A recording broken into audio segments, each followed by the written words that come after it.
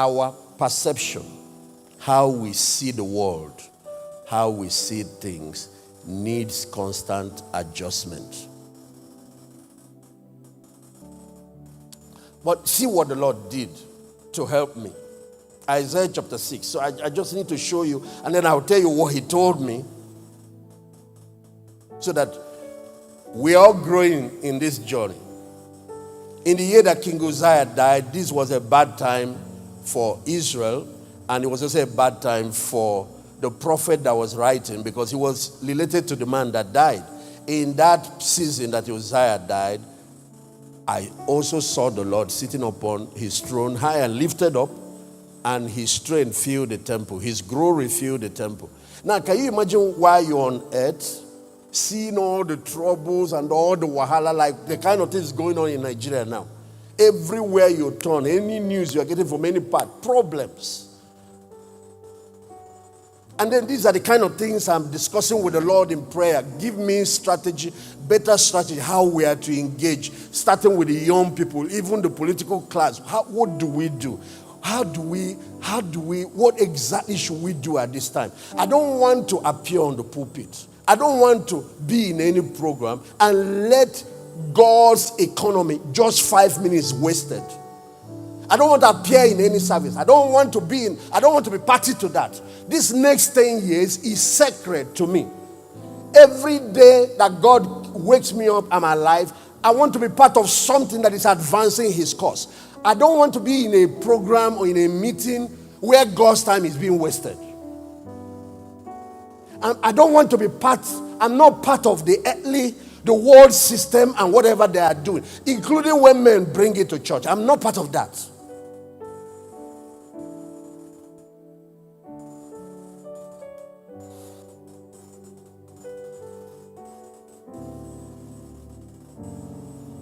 I want to, at every point in time, to have the divine perspective to issues.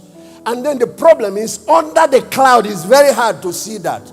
You have to be lifted up above the clouds. You have to be lifted up above it. That's what revelation, visions, and supernatural illumination does. I thank you, the children. I no time to say thanks to all the people. I heard when you were praying, I don't know whether you prayed for me or whatever, you talked about a man of vision, a person that is able to see beyond. That's what this does. So when this man was helped to rise above the clouds, okay, the Lord said I should explain that. You know how it looks like there is a thick cloud, dark cloud, it is rainy, wind is blowing, and everybody knows it's going to rain. Everywhere goes dark. You don't see the bright sunlight anymore. All you need to do is enter an aircraft. Let the aircraft take a little run and take off. When you fly above, do you know what you see? Bright sunlight.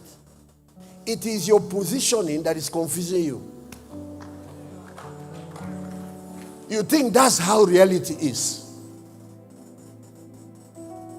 So our perception needs constant adjustment. That's what the Bible calls renewing your mind. Don't ever let your perception become negative, clogged up with world affairs. There is always in the midst of that a bright sunlight, a divine perspective.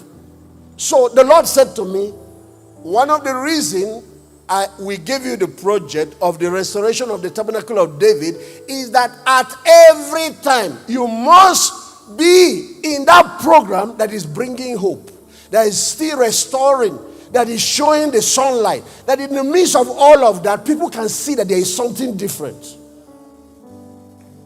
Never you shut down the light that everybody now sees gloom and doom. In the midst of the darkness of the last days, always, at every time, gain my perspective, and when you do, you will always be a shining light in the midst of all. Because the world needs hope. The world needs direction. The world needs light. That's why Jesus made us the light of the world. When everywhere goes completely dark, the action, the behaviors of people is different. A whole country can go into war because nobody is able to see hope and see a future anymore. A whole country.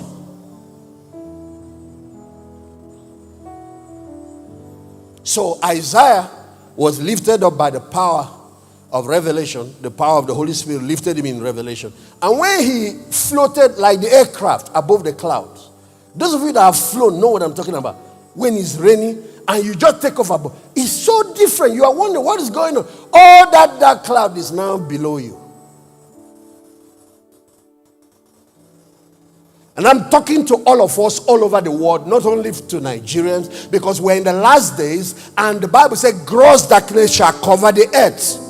You have to constantly adjust your perspective to make sure that in every situation, you are gaining God's divine perspective. Seeing things, seeing the world the way God sees it. Making sure that your words and your testimonies are aligned to what God is saying, not the circumstances you see around you.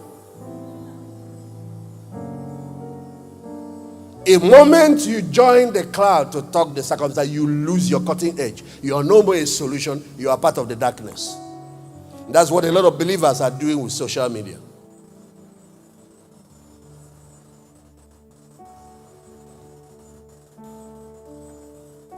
And they've left the good news. They are now having jazz or bad news.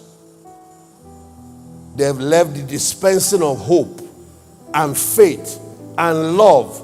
They are now dispensers of hate, of hopelessness and despair.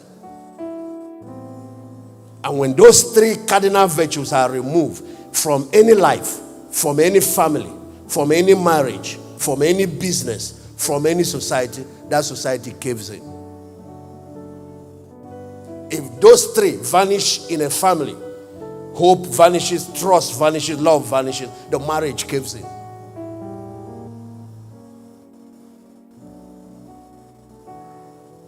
And you know what happens? When you are now given an opportunity after everything is destroyed to gain the other perspective, you regret all the destruction that happened because you didn't see well. Nigerians are trying to plunge Nigeria into war and tribal crisis and religious crisis because we are blinded by certain things.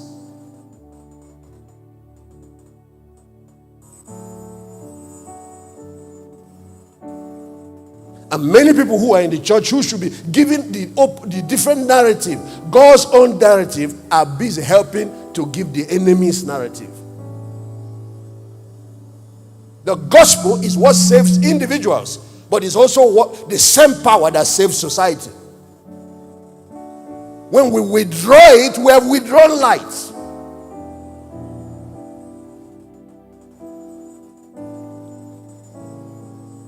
Okay, so here is what the Lord did to me. So he gave me that elevation, gave me that push, and pushed me above the cloud and allowed me to see. And this is what Isaiah saw, verse 2. And above the throne stood the seraphims. Each one has 6 wings. With 2 they covered their face, with 2 they covered their feet, and with 2 they did fly. I'll see what they were doing, verse 3. And one cried to another, saying, Holy, holy, holy is the Lord God of hosts. The whole earth is full of what? Do you see how God sees the earth? Do you see how he sees Nigeria? All his purpose concerning Nigeria still stands. It's you people that are running up and down.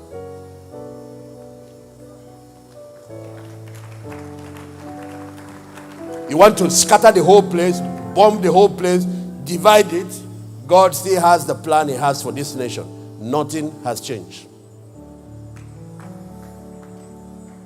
The whole earth is full of his glory. Where somebody is saying, Uzziah died, we are finished, everything has gone haywire, economy has gone down. God said, you're not seeing well. He's still saying, this is the giant of Africa. He's still saying this is one of the most powerful nations that he's going to use in these last days. He's still saying Nigerians value what you have, because no other nation will give you what I have given you, says the Lord. America won't give you what I have put here. You have not even scratched 1% of the treasure I put in your nation.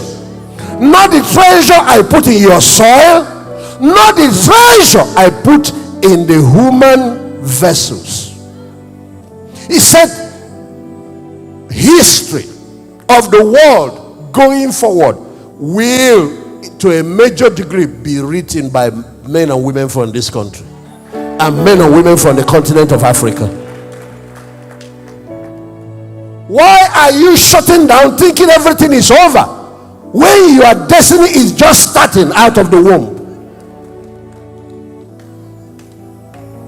Now that I have been allowed to see on the other end, I can speak to you prophetically.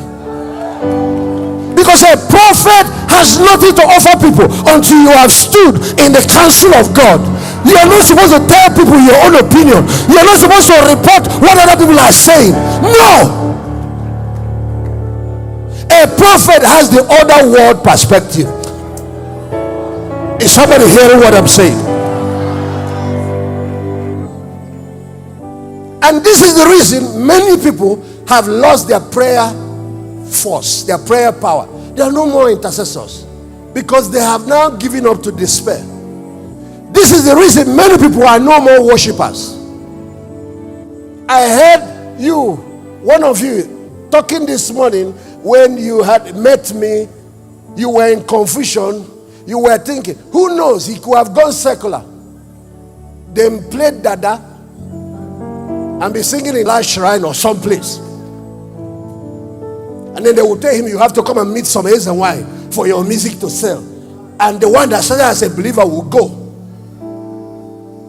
Because that's what happens when that dark cloud covers the eyes.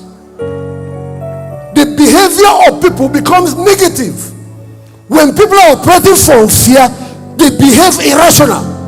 When people are operating from despair, they behave like everything is finishing now. You know, did you see how our youth lost control the second part of the answers?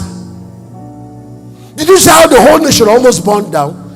That's how normal people were going to loot ShopRites, shops, supermarkets.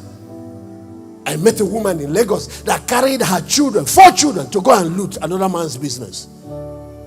And the woman is not poor. She has a business. So people start behaving irrational. At one moment of darkness in Rwanda, people took knives and killed 1 million of their neighbors. Just because that rain cloud blocked everybody's eyes. Nobody could see. God said, I should talk to Nigeria. I should talk to his church. I should talk to you this morning.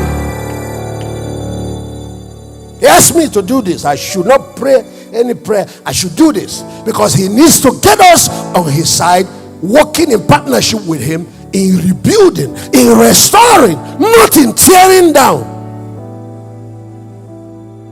It is possible to be on the pulpit and be recruited by the enemy. And the way Satan recruits you is by distorting your perception. The way you see everything becomes negative. And then the kind of things that come out of your mouth and your behavior changes.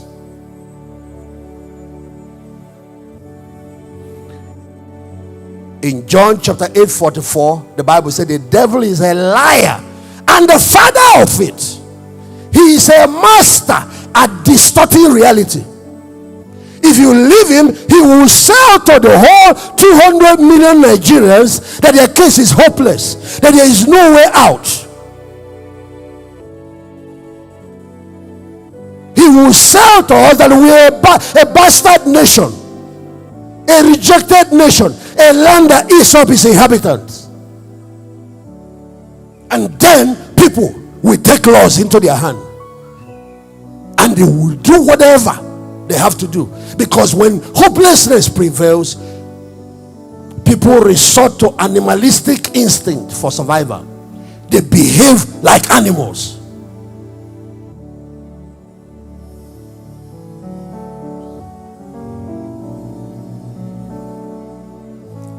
The guy crossed over where he was here morning complaining to see worship going on.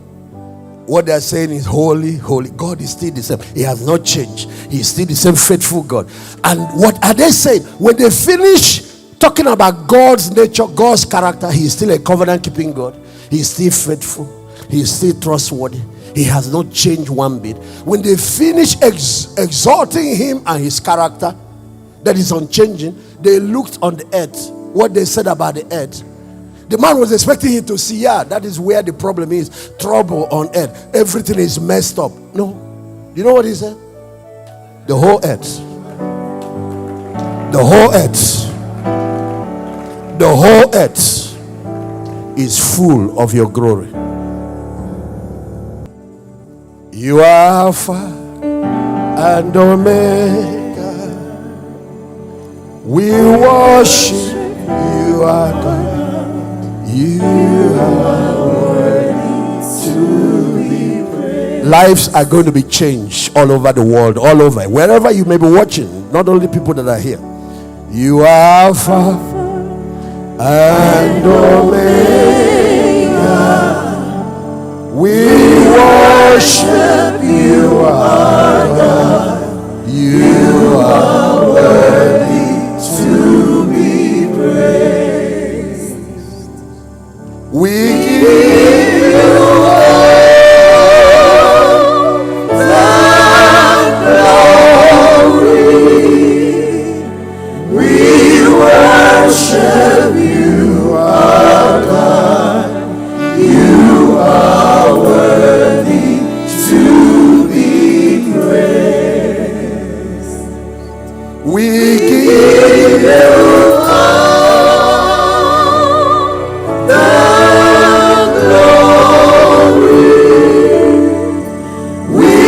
worship you, our God.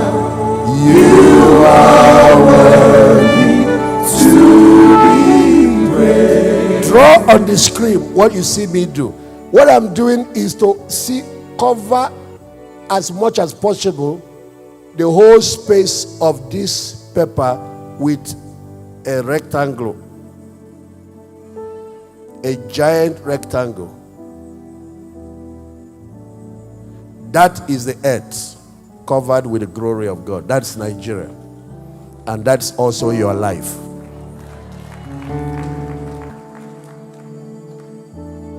There are 4 levels of perception or worldview. But watch.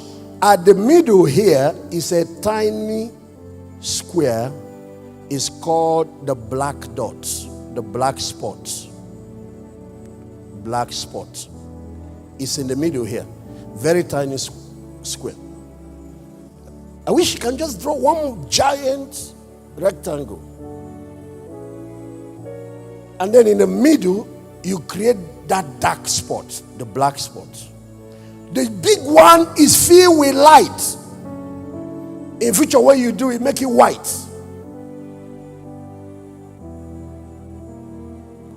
But the tiny one is the part still covered with darkness.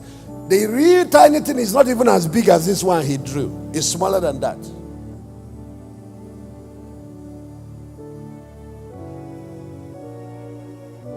Perception is at 4 levels. One is self-perception, how you see yourself. Is that how God sees you? Level 2 is social perception, how people now see you. But people see you based on how you see yourself first. And if how people are looking at you is not how God looks at you, you don't take that. It's your job to correct it. The 3rd level is national perception, how a whole people in a society see themselves. It can be so distorted, just like personal perception can be so distorted that the man has completely, and that is what is responsible for his behavior. Until you know who you are, you will not become that person. If you have the wrong picture, you will be having the wrong product. Then from national perception, you go to global perception. See how they insult or treat Nigerians is the way Nigerians project Nigeria. And how the national perception is shaped by a handful of people. Watch now. Pastor David, we have a few problems. That's this black spot. We have insecurity. We have corruption is in the black spot.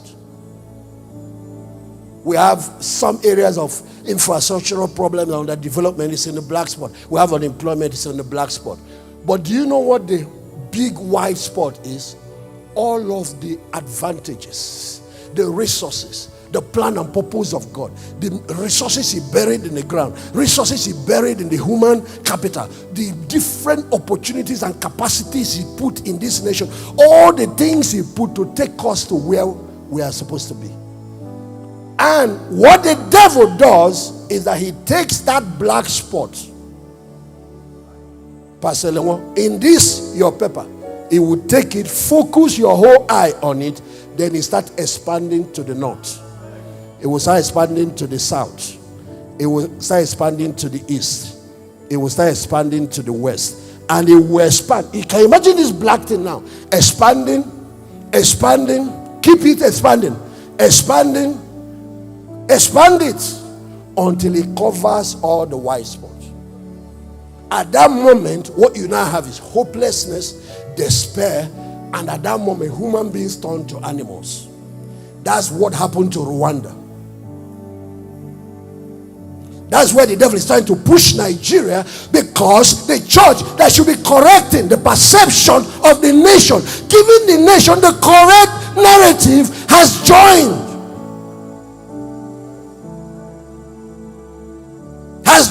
the enemy. And how the enemy recruits God's people to join him? By distorting their own perception.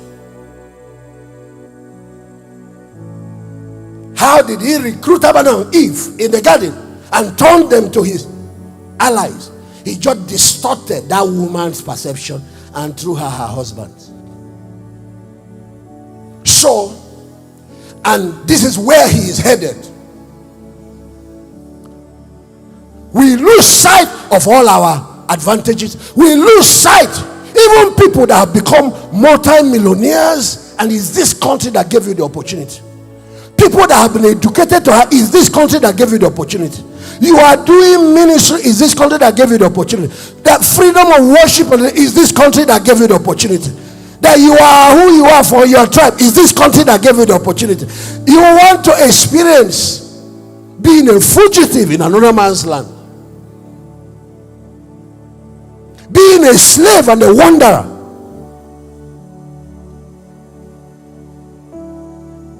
The devil sees your whole potential. He fears what you are going to become, so he takes your eyes away and focuses it on one spot. Do you know only one tree in the whole garden that has poison in it? Of all the millions of trees, the animals, the beauty of creation that God created, the whole garden filled with his glory. These people are having direct access to God. They were even the envy of angels. He now turned their eye on just one. That one thing that is not working in your life, he will take it. And he will blow it. You will now end up forgetting. Married women leave their marriages for this. It might be one thing. Nobody has it all. America doesn't have it all. Not even Israel has gotten it all.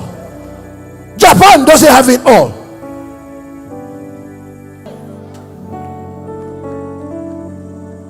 Africa is God's next frontier. Of course, let me say it right. Africa is the now frontier.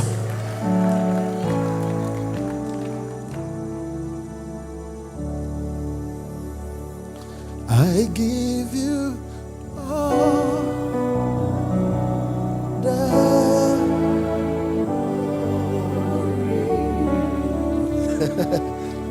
we worship you alone.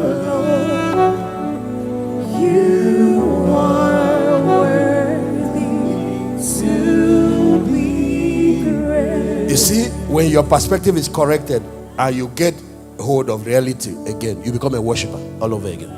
You become an intercessor. You see that God is not failing, that God is actually working behind the scene, working out his plans and purposes. You see that he's still answering prayer. You see that you are a project under construction. Can I hear somebody say?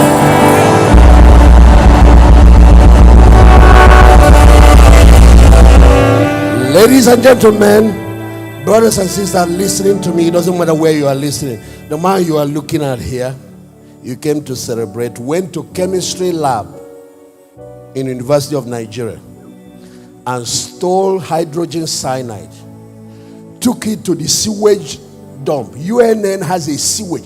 All the excretors from the whole school collects at a particular place, and the place is bushy and farm. Went there, and there were vultures and others, and opened it, prayed, and drank it to drink it.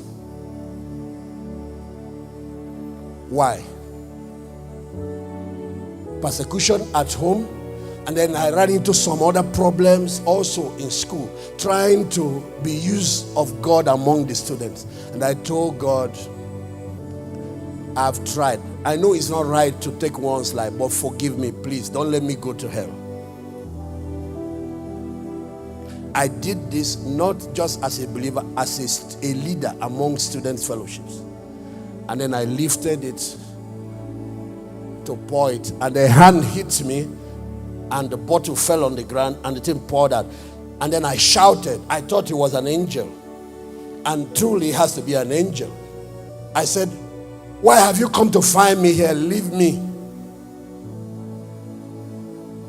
If there anything you can bless out of the work I have done here in this school, reward me for that one in eternity. Just don't send me to hell. And I bent down to take it, even though he has poured at least little left inside, to take it.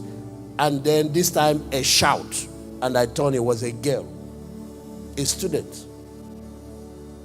I started preaching to her. What are you doing in the bush like this? Do you know how dangerous this place is? If they raped you, what are you doing here? He said, you, what are you doing here? I wanted to say I came to pray, but she caught me red-handed. He said, you, that we all envy. You are trying to take your life. For what purpose? You that is the envy of this whole school. Just two small things, the devil blew it out of proportion. Do you know that same, my father gave his life to Christ, my mom gave her life to Christ, all the whole family gave their life to Christ. The same thing. Just before the day breaks, the devil make it very dark.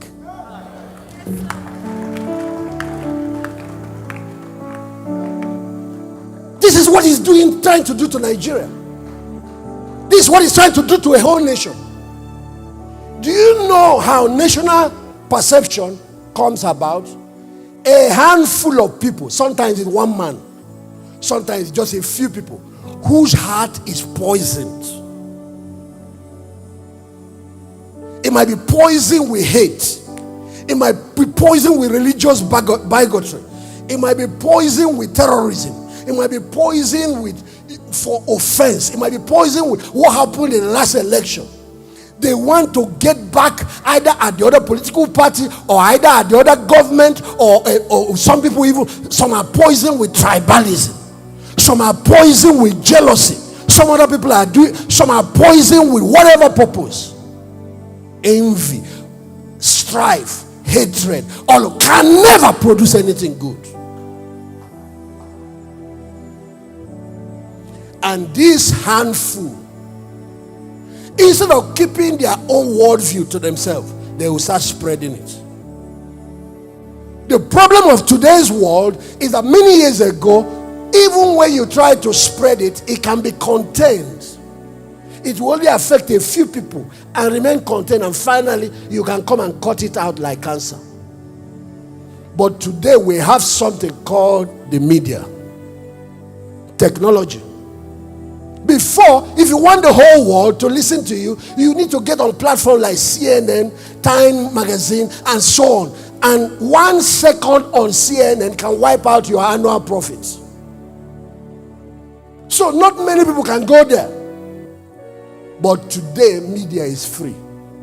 All you have to buy is data. It's now a new media, social media. So one man with poison can poison a whole society. A few people whose minds are poisoned can poison the whole social system.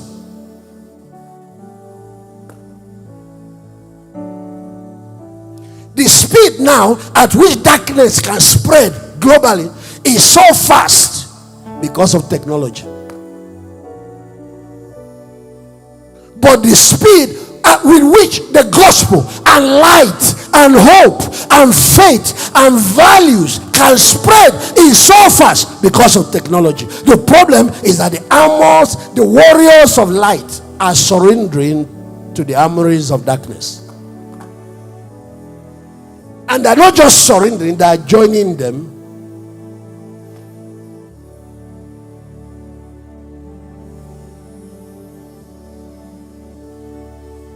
A few people start this. With the help of media, they'll poison a large segment. And when the large segment start voicing out that poison from their soul, they poison the global society. And the global society treats all of you like criminals. All of you are 419. All of you. You wonder why, whether it's your president, nobody has any regard for you. But it is not them that shape their perception. It is us that shape how they see us, and we can change how they see us by changing how we see ourselves. And you change how you see yourself by finding out what the reality is, what the true north is, how God actually sees you.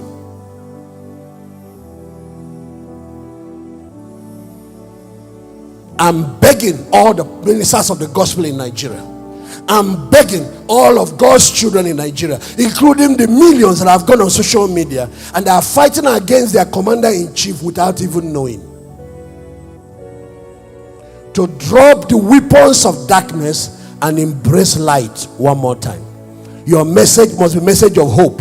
It must be a message that inspires faith. It must be a message that inspires love. It must be a message that inspires progress. It must be what people finish listening to. They see a future. It must be a message that inspires worship. It must be a message that inspires reconciliation. It must be a message of reconstruction, of rebuilding, of restoration. No matter how bad things have been. When it looked like the world had no light, God sent one light. He was born in a manger. He grew up among us, and then he began to speak. Because it's when you speak that you shine, and when you act accordingly, you shine the brightest.